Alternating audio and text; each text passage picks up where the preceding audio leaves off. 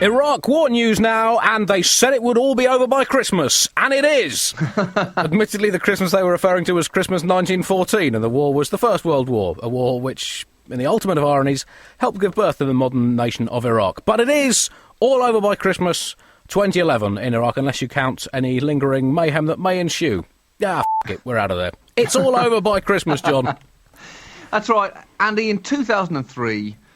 President George Bush stood under a banner that read "Mission accomplished" and declared the Iraq War over. And just 8 short years later, he's been proven completely right. The only thing he was guilty of was being ahead of his time, Andy.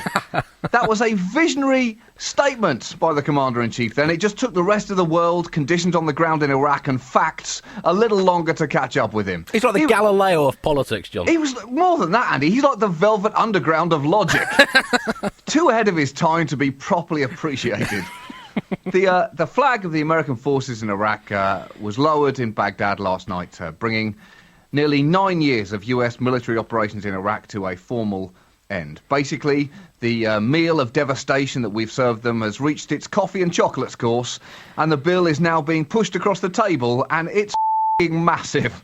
America is now tapping its pockets, searching for its credit card, saying, wow, I didn't think it was going to be quite this expensive. I'm not sure I can really afford this. Maybe we should split this bill up among the coalition. Now, who bombed what? Does this even include tip? Because my tip would be, maybe you should tell people how much it's going to cost to invade your country before they make a reservation here.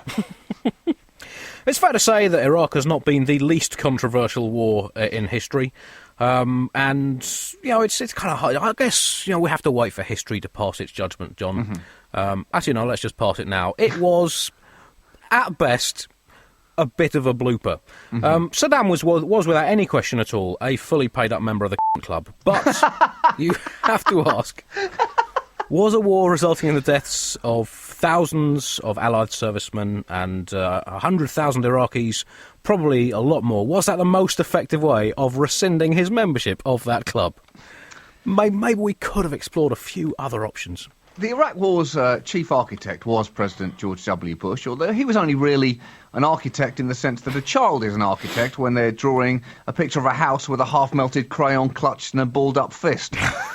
And even George W. Bush, way back in 2004, described the war as a catastrophic success. That's a direct quote, showing the same kind of control over language that he and Donald Rumsfeld demonstrated over war planning. Although, I guess you could use the same kind of industrial semantic welding techniques to Bush's legacy, which you might like to describe as a glorious disaster, or an impressive cluster, or even a first-class nightmare. There were surely other, more, shall we say, dictionary-compliant descriptions of the Iraq War that he could have used, perhaps objectively illegal, ill-conceived, or unforgivably poorly planned, all of which he could have used without any linguistic flags getting thrown at him by international referees. The question being posed in America and around the world now clearly is, was it worth it? To which the answer is clearly no. Financially, no. Physically, no. Philosophically, well, who can say? There's no right answer to that, although my gut instinct is still no. The literal cost to the war in America alone is around $1 trillion. Also, as of last Friday, the war in Iraq had claimed 4,487 American lives, with another 32,226 Americans wounded in action, according to Pentagon statistics. And that is a horrific cost to bear, Andy. Buglers, and this is a moment of, I guess, strange sincerity as well. Buglers may or may not be aware that I have a personal connection to this particular roller coaster of pain. My wife is an Iraq War veteran. She was a combat medic with the US Army and deployed to Iraq during some of the worst moments of that war. I was, and I still am, hugely against the decision to go to war in Iraq, and equally couldn't be more proud of what she and those she served with were able to do in the conditions that I'm extremely glad I can only imagine.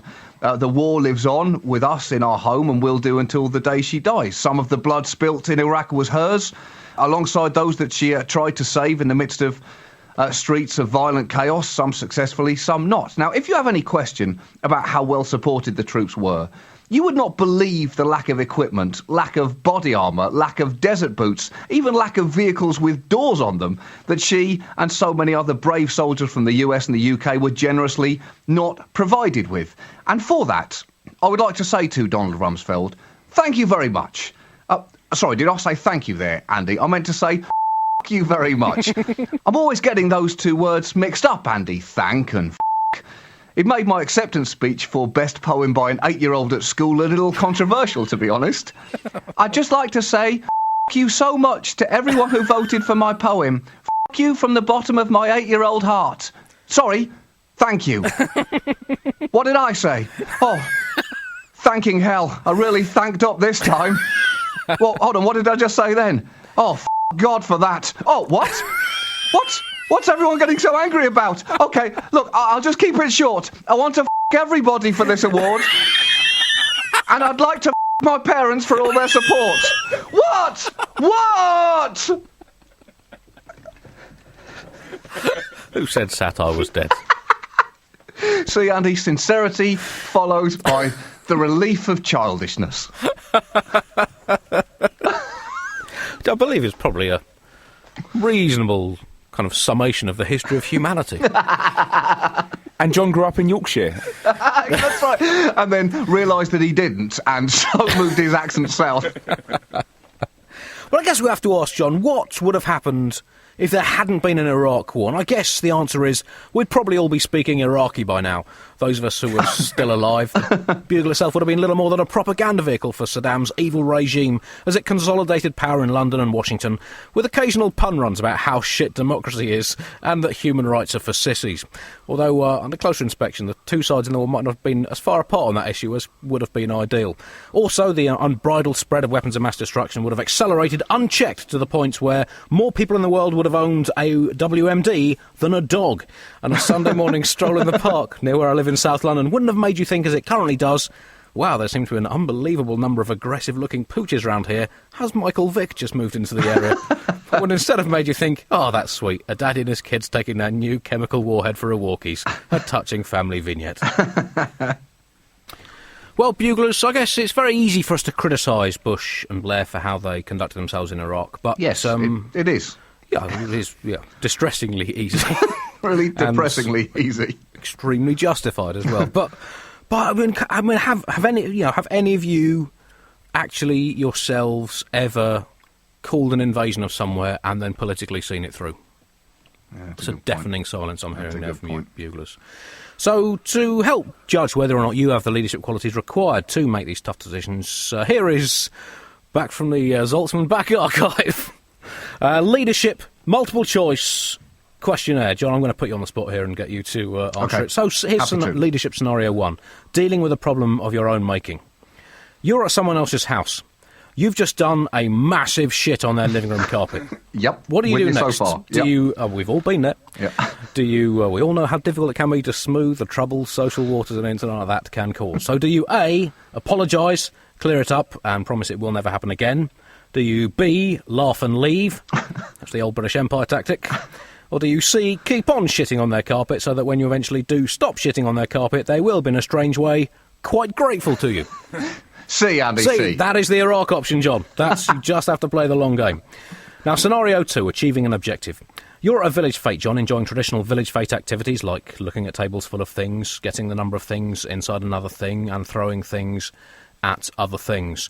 It's 2 o'clock. You just come out of the village pub, the King and Führer. The village really did hedge its bets during the early days of the war. At this point, you decide that you want to become the village hero. So you publicly announce that you will win at the coconut shy. Now, having declared this, as a leader, you must now achieve this coconut toppling objective at all costs. So do you A, keep legitimately throwing balls at the coconut until you succeed? Do you B, promise everyone a free ice cream from Mr. Whippy van, then while they're all distracted queuing up, scamper up to the coconuts, pick it up, leap into the ice cream van and speed away in a cloud of dust screaming, "So long, suckers, don't blame me, blame the World Trade Organization"? Or do you C, to absolutely ensure the success of your coconut destabilisation programme, you buy a fleet of B-52 bombers, you fly over the fete and you bomb the entire village, killing 725 innocent civilians, but ensuring that the coconut does fall? Mission accomplished. C, Andy. You've got it right again, John. Yeah. You are presidential quality. Scenario C, leadership in a crisis. You're the captain of a large ship. You notice the ship is heading straight for an enormous iceberg. So do you A, alert your fellow crew members to the impending danger and collectively do everything you can to avoid the iceberg? That sounds good. B, as a leader of the ship, you must not be seen to back down under any circumstances. That would make you appear unelectably gay. Therefore, order the ship to speed up, hold its course straight for the iceberg, and exude the smug authority of a true modern leader whilst you monitor the situation from a nearby lifeboat. Or do you C, nuke the iceberg and scream at any other bits of ice to come and have a f***ing go if you think you're hard enough? Announce that the reign of terror of ice, or as you call it, evil water, will be stopped and declare an all-out war on water. It's been holding us to ransom for far too long. Drink me or you'll die. Wah, wah, wah. It's one of the most arrogant of all compounds, a disgrace to the good names of hydrogen, and oxygen. It must be stopped. C again, Andy. C, correct, John. You are essentially an unelected president. Yes! Congratulations. I knew it! There you go. There's a little snippet into Zaltzman's stand-up circa 2003. We're looking to the future in this episode, Buglers, but we're also looking to the past.